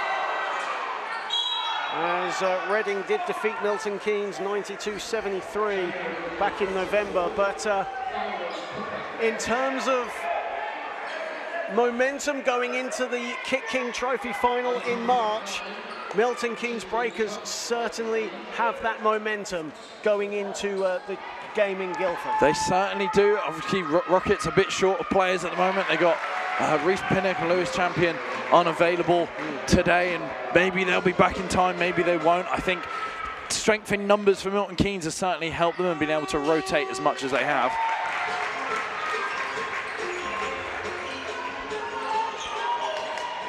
.9 remaining, and a turnover, but Olarerin couldn't hang on, and the ball goes out of bounds. It will be a Breakers ball. That really could have helped them. That would have put them down by 3, and being down by 3, they would have a chance to steal the ball and try and get one more 3-point shot off. Now what's happened is Coach Beto Patel has called a timeout, who advanced the ball into the front court, so they need to get the ball back from the opposite end of the court, score, get it back again and score again to try and get this one to a point where they can tie or win. Timeout called, 88-83, and it's been a fantastic day of basketball, hasn't it, here at Loddon Valley. We saw earlier on the Reading Rockets women getting their 2nd win of the season in probably one of the most thrilling games of the WNBL campaign against the Worcester Wolves, a match that had absolutely everything from 3-pointers to individual brilliance to instances to entertainment galore, and we've been treated again to this encounter between two fantastic franchises who do so much in the community, so much for their junior programs, and they've put on a show here today. Absolutely, women's game was awesome. 50 points in the first quarter shared between the two teams, 28-22, and a Kopova 3-point masterclass with her scoring 26 points. And despite healthy contributions from the likes of Marquez and Wallace, couldn't quite have enough to get it done, and Rockets managed to win that one by 6. And now what a game this is. Whether Rockets win, Breakers win, what a contest we've had. Two teams getting after it, making big plays quarter after quarter. 13.8 remaining, both teams in the penalty as Robinson will restart and Spencer collects. And Clark, no, it's a travelling violation. And Mitch Clark trying to foul. He wants a technical as well on Spencer. Yeah, he was trying to foul Spencer and the referee decided not to call it. And then Spencer's ended up travelling and slammed the ball. So it's needs to be a quick turnaround here for the Rockets. Hopkins a three, puts it in! It's a one-possession game with 3.3 to go! They need a steal and a score. Olorarian quickly fouls Johnson. 1.1 seconds has been taken off. If KJ Johnson hits both of these, it is all she wrote. If he goes 1 or 0 of 2 and Rockets can rebound and get a quick score, the game could go to either a win or overtime, depending on how many free throws are made. And more importantly, Reading are out of timeouts, so they've got to go for broke if he does miss them both. Absolutely. And MK Breakers could be really smart here, maybe even fouling on a rebound to make it 2 shots at the line. And he makes the first, so the best Reading can do is overtime, unless there is a 4-point play opportunity. Johnson needs this. And Johnson strings it, and that is ball game. Yeah, only thing you can do is send up a Hail Mary and try and get contact at the same time. So you'll probably see him drive into defense. Olorarian puts it in, but it's academic because the Milton Keynes Breakers have won 90-89 in an instant classic. Absolutely, what a win from the MK Breakers. How good were they in the 4th quarter? A ginormous scoring quarter as they scored 33 points in the last 10 minutes of action. Reading Rockets averaging over 20 points a quarter, but not quite enough to get it done as MK Breakers managed to still win the game. Victor Olorarian leading the way for the Rockets with 27 points. Justin Hopkins with 23. A double-double for Tyner Sangu, 12 points and 12 rebounds. Nate Robinson leading the way for the Breakers, 19 points. Jordan Spencer on his return to the Breakers with 17 points and 5 assists. Adrian Scarborough and KJ Johnson with 14 points each. But the most important result is that the Milton Keynes Breakers have defeated the Reading Rockets 90-89. And that will certainly be music to Hemel Storm's ears as they prepare to tip off in around 4 minutes' time against the London Cavaliers. Just a reminder that next week's game between the Hemel Storm and the Reading Rockets will be an NBL Live encounter from the Hemel Hempstead Leisure Centre. It'll be a tremendous occasion, and near sellouts is promised at the Storm Dome.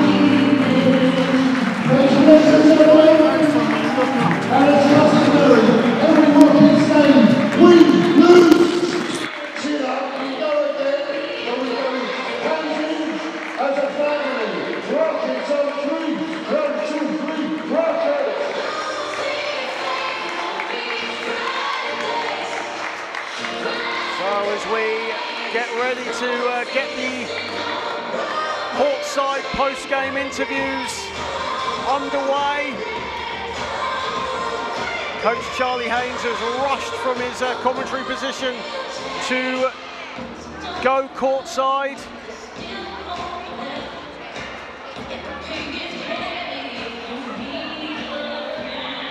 And Charlie, literally right on centre court at the moment, is looking to get Coach Bedo Patel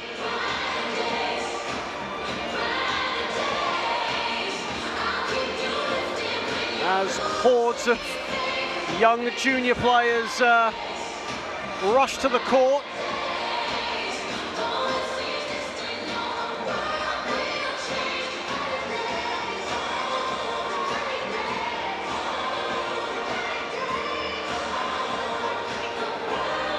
as we look in highlights of today's game. It's been an absolutely thrilling encounter, but the Milton Keynes Breakers have taken it 90-89. Head coach of the MK Breakers, Coach Billy Bedo Patel. Coach Billy, how are you feeling about that win? What a win. Yeah, pretty exhausted. That's one way to spend a Sunday, isn't it?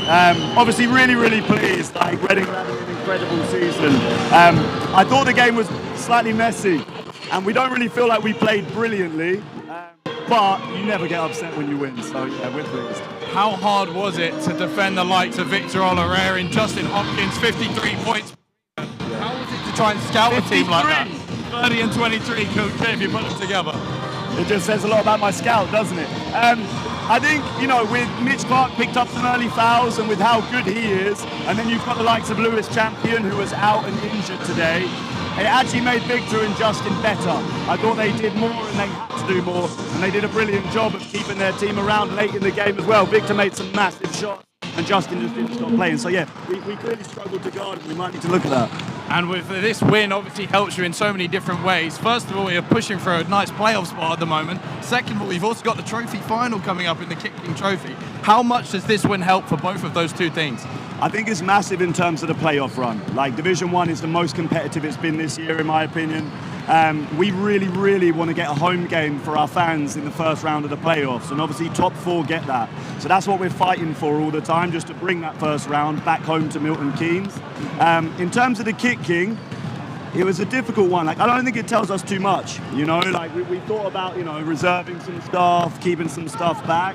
But at the end of the day, it's a basketball game. You always got to play to win. So I'm sure Coach Sammett's awesome, Coach Ben's brilliant.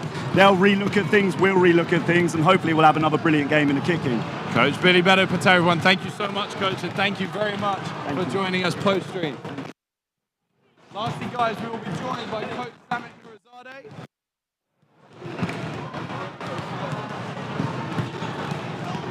Coach Sammet, thank you for joining us. First of all, what's your immediate reaction to that game?